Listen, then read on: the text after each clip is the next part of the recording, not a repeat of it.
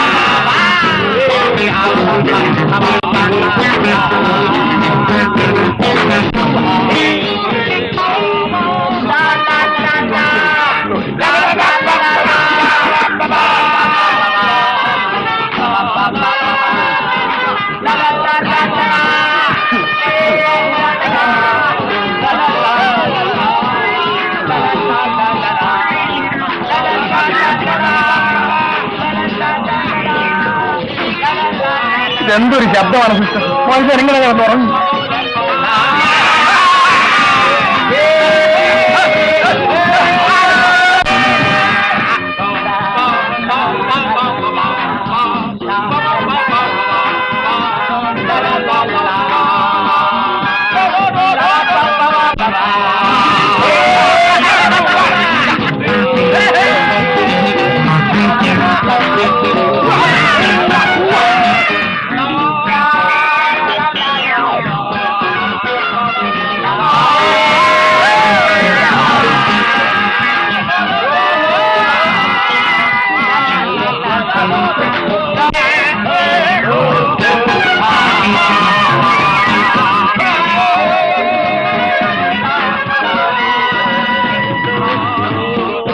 ഒന്നൊന്ന് പറയാ വീട്ടിലുണ്ട്. ഇതൊരു ആശുപത്രിയാണെന്ന് ബഹളം വെക്കുന്നതിന് ഒരു അതിരില്ലേ?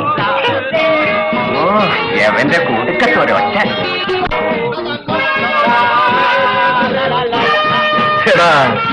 അവിടെ രോഗികൾ കിടക്കുന്ന ഞങ്ങളെന്താ മൗനമായിരിക്കണം? ഇതേ ഞങ്ങളുടെ സ്ഥലമാണ്. ഇവിടെ ഞങ്ങളുടെ ഇഷ്ടം പോലൊക്കെ ഞങ്ങൾ ചെയ്യും. തന്റെ ഗുണദോഷമൊന്നും വേണ്ട. അല്ല സാറന്മാര്, ഒരാശുപത്രി എന്നൊക്കെ പറയുമ്പോ ഞങ്ങളോട് ചോദിച്ചോണ്ടോടെ ആശുപത്രി കെട്ടിയത്?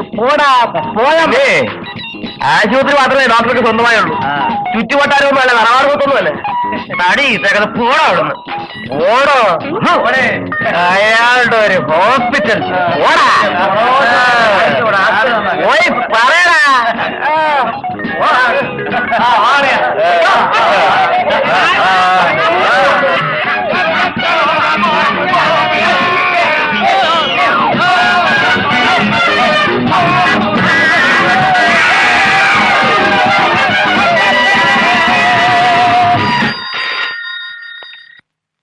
Inspector Raveendran here. ഞാൻ ഡോക്ടർ രാമേന്ദ്രൻ. ഡോക്ടറോ? എന്താ ഡോക്ടർ ഈ സമയത്ത്? എന്റെ ഹോസ്പിറ്റലിന് അടുത്ത വീട്ടിൽ താമസിക്കുന്ന കുറെ ചെറുപ്പക്കാരുണ്ടല്ലോ, അവര്. അങ്ങനെയോ? ഡോക്ടർ അറിയണ്ട, ഞങ്ങൾ ഇപ്പൊ തന്നെ ചെന്ന് കൈയോടെ പ്രശ്നം തീർത്തു തരാം. ബുദ്ധിമുട്ടോ? നല്ല കാര്യമായി.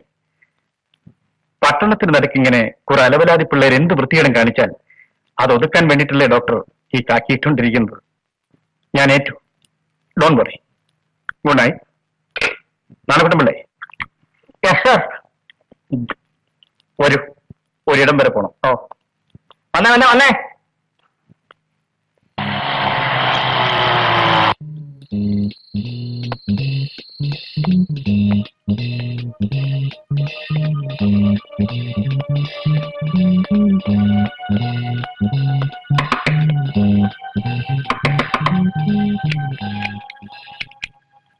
അയ്യോ ഏമ്മ,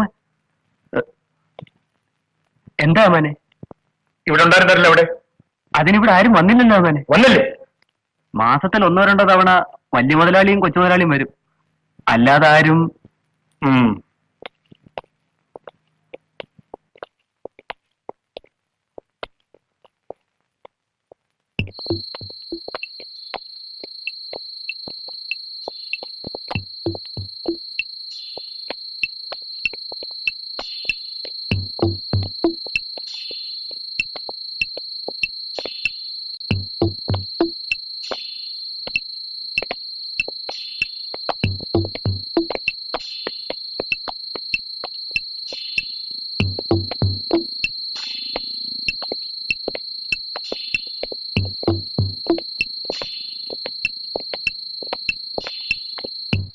സത്യമാണല്ലോ ഇവിടെ ആരും വന്നില്ലെന്നുള്ളത്?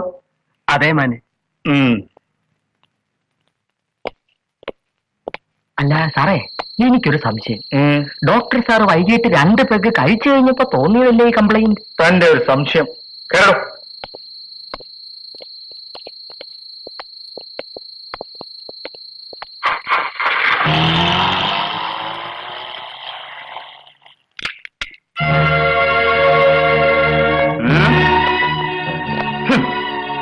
ആ ഊപ്പ ഡോക്ടർക്ക് നമ്മളെ പറ്റി പോലീസിൽ കംപ്ലൈന്റ് ചെയ്യാൻ ധൈര്യം ഉണ്ടായല്ലേ?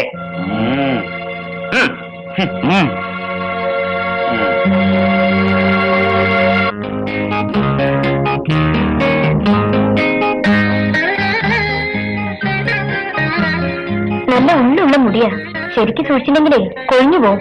കൊഴിഞ്ഞു പോകാൻ നോക്കാനല്ലേ ചാരിച്ചിട്ടുള്ളത്? കെട്ടിച്ചു വിടുമ്പോഴോ അപ്പോഴും ചാരിച്ചു വരണമായിരിക്കും കാര്യങ്ങൾ നോക്കാൻ. തോറ്റു ഞാൻ. അനിയത്തേക്കാൾ ചെറുപ്പമാ ചേട്ടന്. എന്റെ പുഷ്പേ, ഞാനൊന്ന് പോയി നോക്കിട്ട് വരാം. ഓക്കേ. ഒന്ന് വേഗം മാവനെ. എന്താ വേണ്ടേ? കുളി കഴിഞ്ഞിട്ട് മണിക്കൂറൊന്നായി. ഇവിടെ തോർത്തൊന്നും വേറെ താരം നോക്കിയിട്ട് കാണാനില്ല. ആഹാ, എനിക്ക് കണക്കായി പോയി. ഞങ്ങളൊക്കെ കുളിക്കാൻ പോകുമ്പോഴാ തോർത്ത് അന്വേഷിക്കാറ്, അല്ലാണ്ട് കുളി കഴിഞ്ഞ് തോർത്തേണ്ട സമയത്തല്ല കേട്ടോ. നീ ചുമ്മാ തോർത്തെടുക്കുന്നത്. ഇപ്പൊ മനസ്സില്ല. എന്നാ വേണ്ട, ഞാനിന്ന് തോർത്തുന്നില്ലെന്ന് വെക്കും. ഓ, ഇഷ്ടം പോലെ.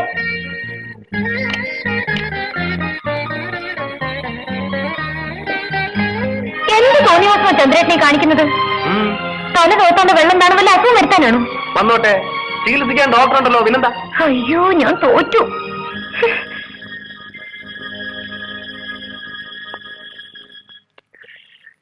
ഇത് നിനക്ക് നേരത്തെ തോന്നിയിരുന്നെങ്കിൽ ഈ മുറി മുഴുവൻ വെള്ളം വെക്കേണ്ട കാര്യം ഉണ്ടായിരുന്നോ? കുസൃതിയാണിച്ചല്ലോ, ചുട്ട പെട കിട്ടും. ഓ പിന്നെ, താമല്ല ഗൈനക്കോളജിസ്റ്റ് ആയിരിക്കും, ഡോക്ടർ ആയിരിക്കും, അതൊക്കെ അങ്ങ് ഹോസ്പിറ്റലിൽ. ഇവിടെ എന്റെ സ്വന്തം ഭാര്യ, മൈ ഓൺ പ്രൈവറ്റ് പ്രോപ്പർട്ടി, മനസ്സിലായോ? അതിന് നേരെ സന്ദർഭം നോക്കാതെ ഇവിടെ വെച്ച് വേണോ ശൃംഗാരം? ശരി, ഇത് വലിയ പുലിവാലായല്ലോ. ഇനി ഇത് നമ്മുടെ വീട്, നമ്മുടെ ബെഡ്റൂം. ഇവിടെ എല്ലാവരും പിന്നെ പബ്ലിക് റോഡിലാ ശൃംഗരിക്കാൻ. നീ ഒരു കാര്യം ചെയ്യും, ആ പ്രിസ്ക്രിപ്ഷൻ പാഡ് എടുത്ത് കാലത്തും വൈകുന്നേരവും അത്താഴത്തിന് ശേഷവും ഓരോ അവൻസ് വീതം ശൃംഗാരമാവാം എന്ന് എഴുതി.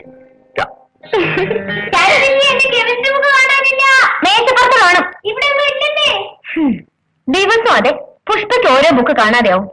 പിന്നെ ഞാൻ തന്നെ വേണം കണ്ടുപിടിക്കാൻ. ഇങ്ങനൊരു പെണ്ണ്. അവക്ക് കെമിസ്ട്രി ബുക്ക് കൊണ്ട് കളയാൻ കണ്ടൊരു സമയം. രാവിലെ ഒരു മൂഡ് വന്നായിരുന്നു. എന്റെ പുഷ്പേ, ഇത്ര മറവിയായാലേ നാളെ നീ ഒറ്റയ്ക്കായാലും എന്ത് ചെയ്യും? അതിന് ഞാൻ ഒറ്റയ്ക്കാകാൻ പോണില്ലല്ലോ. ചരിച്ചിട്ടുണ്ട് അവന് എപ്പോഴും എന്റെ കൂടെ.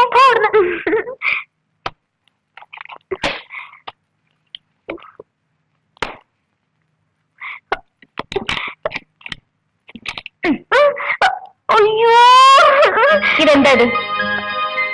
ബുക്ക്. എന്ത് ബുക്ക്? കെമിസ്ട്രി ബുക്ക് ആണേ? ആണ്.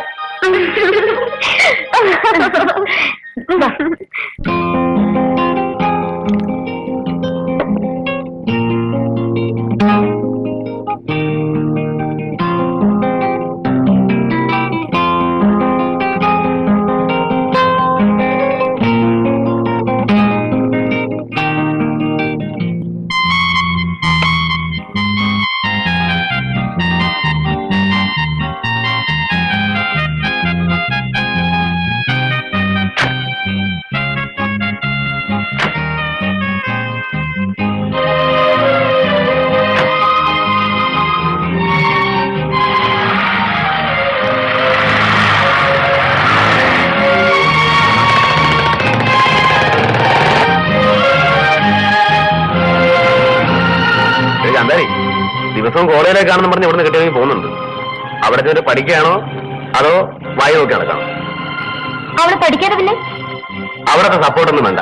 ക്ലാസ്സോടെ പാസ്സായ ഇനിയും പഠിക്കാം. അല്ലേ വഴിയെ പോകുന്ന ഏതെങ്കിലും ഒരു അലവലാലേക്ക് ഞാൻ കെട്ടിച്ചു കൊടുക്കും. എനിക്ക് ഫസ്റ്റ് ക്ലാസ് കിട്ടുന്നില്ലെങ്കിലേ അത് പരീക്ഷ പേപ്പർ നോക്കുന്നവരുടെ കണ്ണിക്കേടും ഉണ്ടാവും. ഞാനേ എഴുതിയ പരീക്ഷയ്ക്കല്ല ഫസ്റ്റ് ക്ലാസ് ഫസ്റ്റ് റാങ്ക് കിട്ടിയ ഡോക്ടർ രാമചന്ദ്രന്റെ പെങ്ങളാ. കേട്ടോ കേട്ടോ, മണി വിളിച്ച ഉടനെ ഇരുത്തി കളഞ്ഞല്ലോ.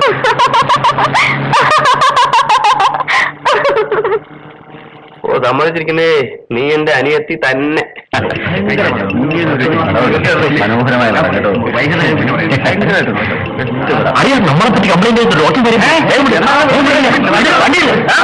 ഇന്ന് അമ്മക്ക് അവരെ പഠിക്കാം.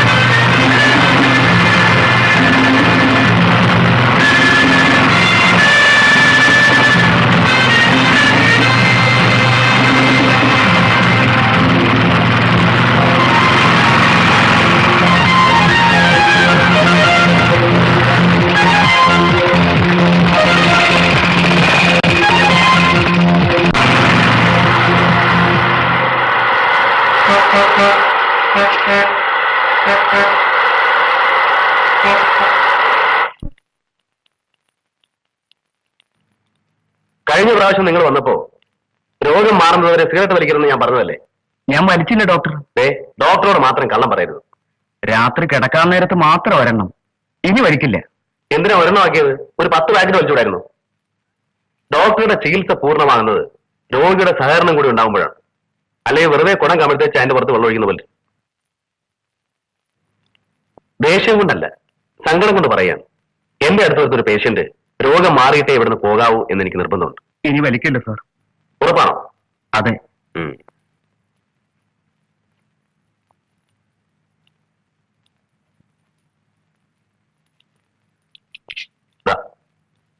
നെക്സ്റ്റ്.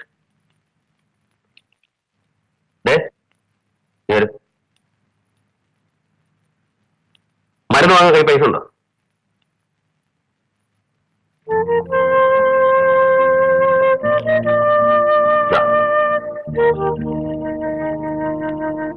വരട്ടെ ഡോക്ടർ. ഓ, ഇത് വാങ്ങിച്ചു കഴിക്കൂ.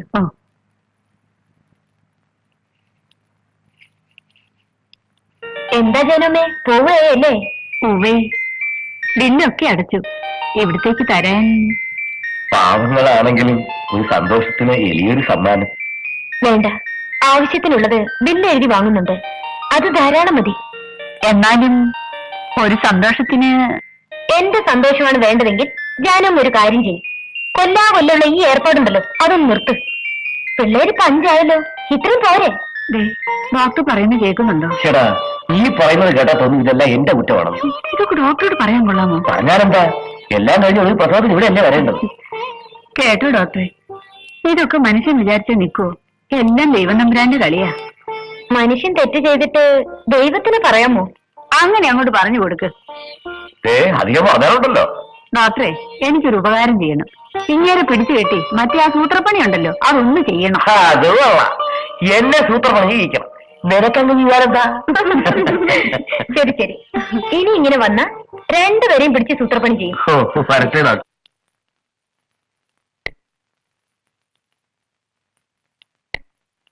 ചേട്ടാ, ഈ പറയുന്നത് കേട്ടാ തോന്നുന്നു ഇതെല്ലാം എന്റെ കുറ്റമാണ്. ഇതൊക്കെ മനുഷ്യൻ വിചാരിച്ച് നിൽക്കുവോ? എല്ലാം ദൈവം തമ്പുരാന്റെ കളിയാ. ഡോക്ടർ പറയുന്നത് കേൾക്കുന്നുണ്ടോ? ചേട്ടാ, ഇത് കേട്ടാത്തൊന്നും പിള്ളേരെല്ലാം ഉണ്ടായത് എന്റെ കുറ്റം കൊണ്ടാണ്. അയ്യേ, ഈ കാര്യങ്ങളൊക്കെ ഡോക്ടറോട് പറയാമോ? അതിനെന്താടി, അവസാനം എല്ലാം കഴിഞ്ഞ് ഇവിടെയല്ലേ പ്രസവത്തിന് വരേണ്ടത്. വാ വാ.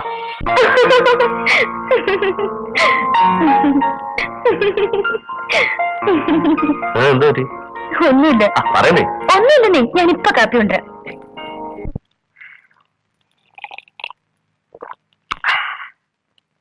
എടാ അരുണേ, ഒന്ന് എഴുന്നേറ്റേ. നല്ല ഒന്നാന്തരം ചൂട് ചായ നിനക്ക് വേണ്ടി അമ്മാവൻ അനത്തിയതാ.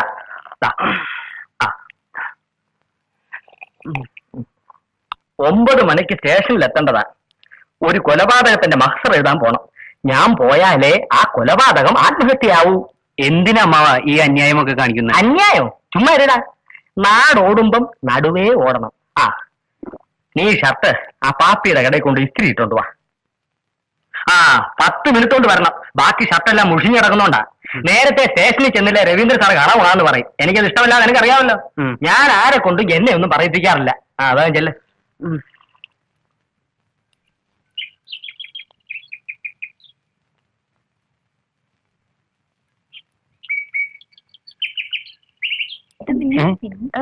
പിന്നെ ഒരു ദിവസം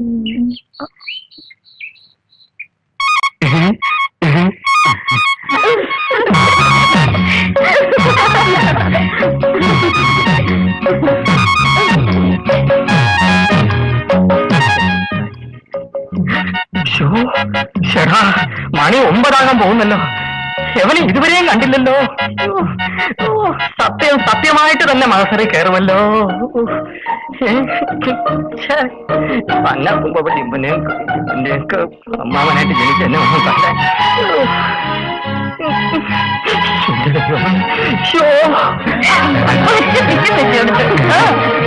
രണ്ടെണ്ണം പറ.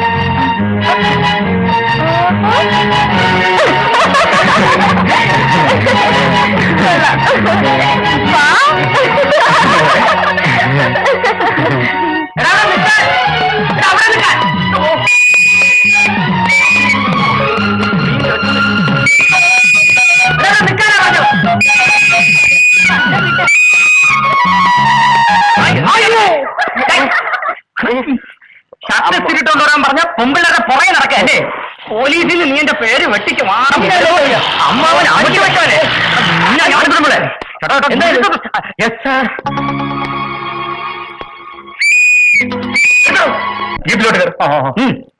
നീ എങ്ങോട്ട് വരും? വീട്ടിൽ പോയിടാ റാസ്കൽ. എന്നെ മാനം കെടുത്തിയ പിണ്ടം.